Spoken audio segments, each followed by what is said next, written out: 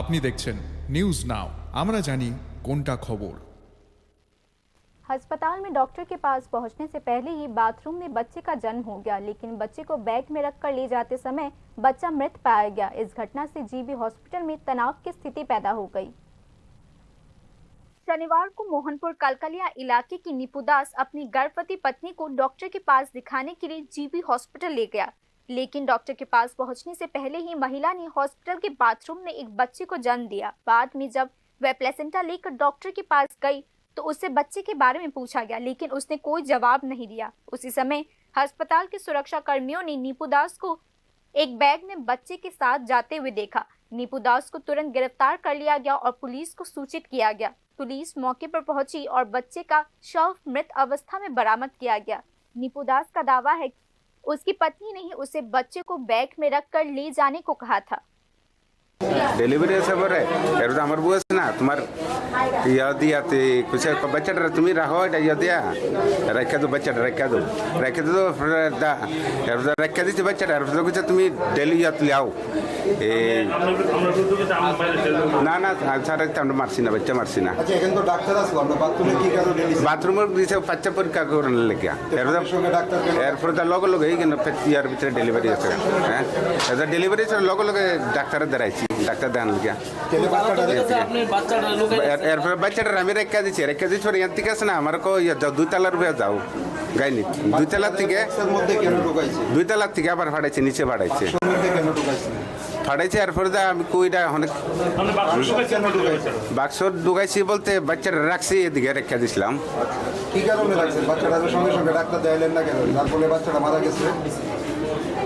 বাচ্চাটা তো স্যার মারা একটা বাজারের ব্যাগে করে বাচ্চাটা দেখে আনছে। বাচ্চাটা ব্যাগে কেন ঢুকাইছে বাজারের ব্যাগে করে ঢুকাইছি স্যার আমি মারা গেছে কইরা লিগা ব্যাগের ভিতরে ঢুকাই দিছি। মারা গেছে কইরা ব্যাগে ঢুকাই দিছি। আপনি কিভাবে বুঝলেন যে বাচ্চাটা মারা গেছে? इसी बीच ड्यूटी पर मौजूद डॉक्टर ने कहा कि महिला ने नवजात शिशु के बारे में तभी पूछा गया जब प्लेसेंटा के साथ वह डॉक्टर के पास गई।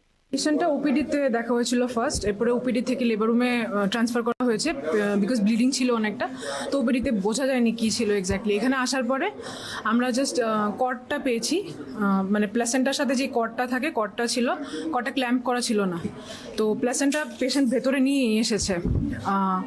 প্লেসেন্টাটা লেবার রুমে আসার পর আমরা প্লেসেন্টা বের করেছি, আর বাচ্চার কথা পেশেন্ট পুরো ডিনাই করছিল, এখনও ডিনাই করছে। ব্যাস এতটুকু। বাচ্চাটা কি এখন কি জীবিত না মৃত?